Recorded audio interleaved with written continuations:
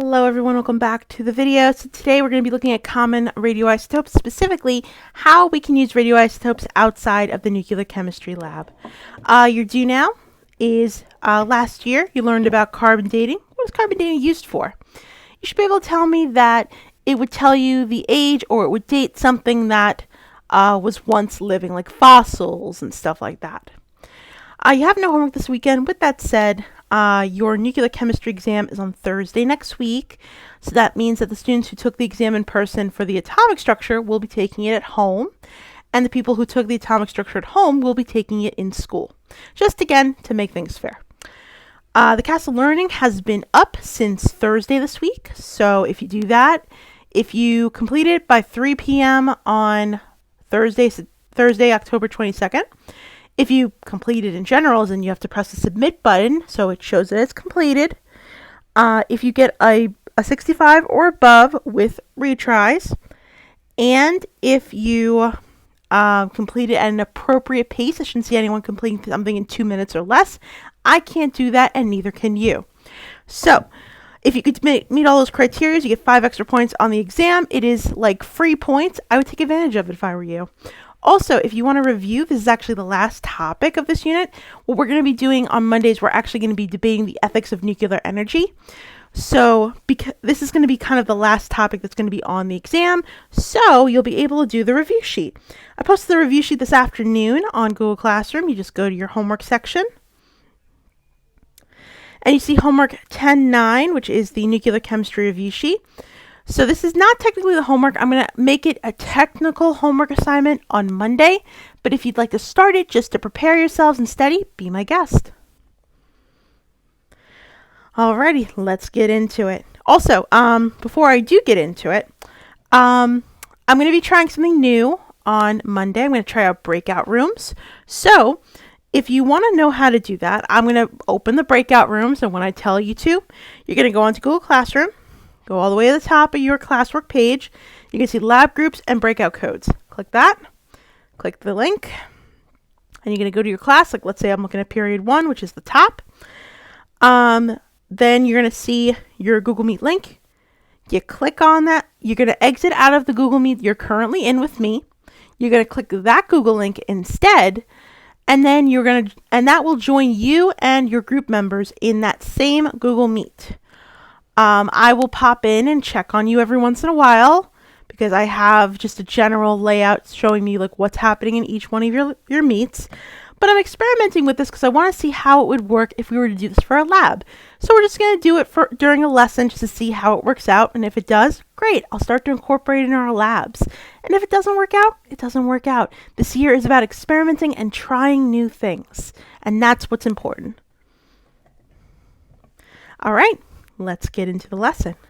So, you might have seen these memes last year. These are a little bit of a dead meme at this point, but the essential premise of the meme is that these people are saying, oh, you're going to get an x-ray. It's not that big of a deal. There's no problem. But then they run away and hide somewhere. You might be wondering, though, why am I showing you this dead meme? For 2 reasons. 1, the reason why doctors do this is because this is their job. That means that they're exposed to this radioisotope, like for multiple times a week, maybe years. So they are in more of a risk of being harmed by this radioactive substance. So that's why as soon as they strap you in, they run away. You, on the other hand, maybe have it for about 5 seconds and then you're good. So that's why the doctors hide. Meanwhile, Iridium-192, that is actually the common radioisotope used for X-rays. So we're going to go over that. So first we're going into radiocarbon dating. Now, in terms of important information that you should know for the exam, I'm going to be just telling you what's important and what's not. This first bullet point, I would want you to copy this down. The rest of them you don't have to. So, basically, Radioactive carbon-14 is formed in the upper atmosphere by a nuclear reaction initiated by neutrons in cosmic radiation. So basically, what happens is a neutron comes in contact with a nitrogen-14, and as a result, you get a hydrogen particle and the carbon-14 that we use for carbon dating. Basically, when a plant dies, because plants commonly produce carbon-14 as well, the carbon-14 is not replenished in that plant. Keep in mind, carbon-14 has a half-life of 5,730 years. So we are slowly running out of carbon-14. And again, this sample can be used to date once living organisms. Specifically, and again, I want you to copy down. Actually, you don't need to copy down anything just yet. I will tell you when to copy down the stuff. So don't worry about the slide. But basically, dating once living organisms would be carbon-14 and carbon-12. As you can see below, carbon-14 is a beta decay. You do not need to memorize this by heart because you could actually use table N of the reference table to see carbon-14 goes through a beta decay. And you can use table O with that notation and just balance the equation. So you don't need to necessarily memorize that. Meanwhile, dating non-living things like rocks, dirt, we use uranium-238 or lead-206. For uranium-238, it is going to be decreasing over time because that's the parent radioisotope. And over time, it produces lead-206, which that is increasing in amount because we're producing it. Now, in this PowerPoint, I'm going to be talking a lot about tracers. So I just want you to know what a tracer is. You don't need to necessarily know this for the test, but I recommend that you know what a tracer is. Just, again, so you understand what I'm talking about. A radioactive tracer explores the chemical pathway, traces water flow, and studies plant growth, photosynthesis. So tracers can both be used in the human body to see how our body reacts or how our body behaves. We take the tracer, it'll actually be absorbed in one of our organs, and then the organ, when we use certain machines, that organ will be kind of highlighted so you can see how it functions. And with tracers, the big thing is, yes, they have shorter half-lives, and as we said, things with shorter half-lives are not as stable. But with that said, we use the tracers with the shorter half-lives because they could be eliminated by the body very quickly. We don't want a radioisotope that's going to last in our body for a long time. We want to be able to flush it out quick. So, now that you know what a tracer is, let's talk about medicine. So, two types of nuclear medicine. There are radioisotope tracers and radiation treatment. A tracer is commonly used to diagnose any kind of issues or to just see how organs behave. So, for example, if you're trying to diagnose a certain type of cancer, you would use a tracer to go into your body, absorb and have it absorbed by a certain organ, and then you can see how that organ looks. You can see if there's a tumor, you could see if there's anything like that. Meanwhile, radiation treatment is how you treat the disease that's found. Commonly speaking, radiation treatment is actually what we use for chemotherapy. So if you notice that family members are slowly going bald, or, well, heaven forbid if that happens, but if you notice that a person who's going through chemotherapy is slowly going bald through it, they're getting very skinny, they're getting very sick, is that some form of radiation poisoning? Yeah, it is. But the reason why we put our bodies through that is because that poisoning is also poisoning the tumor. It's killing the tumor. And when the tumor is killed, they can get off this chemotherapy and they could start to heal from it. We also can do external radiation treatment because chemotherapy is internal. You would take a liquid, you would inject it over a period of time, and that would be injected in your body. But meanwhile, external more involves rays being shot at certain parts of your body.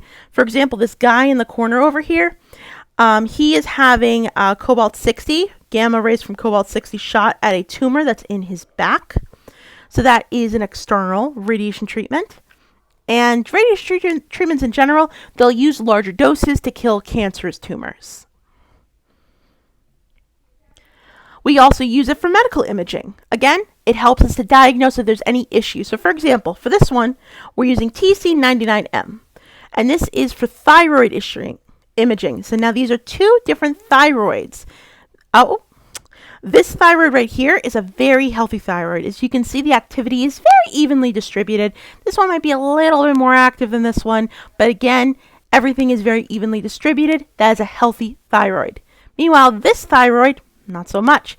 You can see the majority of the activity is taking place on this side of the thyroid. So that means that this is a hyperactive thyroid, and that could cause a lot of health issues for the person who has this thyroid. Now, photoradiation. One thing I want to stress, you see the symbol right here? That is the symbol on food products that signifies that it's been put through irradiation to get rid of bacteria that can make us very sick. And you might be wondering, well, Miss Wiswall, I've never gone to the strawberry section and saw a really big logo like that in a green basket before. You're right, you haven't. You would see it by the nutritional facts or in the back of the fruit container. If you see it, I would love to see an image of it. You can send me a picture through Remind. I always love seeing you guys incorporate what you learn in chemistry into your real lives, just so you know. So, food irradiation. Commonly, when we irradiate food, we use cobalt-60 or cesium-137. The really crazy thing about food irradiation is that it really changes the characteristic of that food product. Think of milk for a second. How long does milk last? 2 weeks? 3 weeks? Some of you said a month, but I'd say the average is about 2 to 3 weeks. Well, did you know that with food irradiation, if we put milk through it, milk can last for 3 months without refrigeration? Isn't that crazy? Milk can last 3 months without being refrigerated if we put it through radiation, because remember, milk has a lot of bacteria in it. It's not bad bacteria. Milk has good bacteria. There are good bacteria and there are bad bacteria, but milk, again, contains a lot of good ones.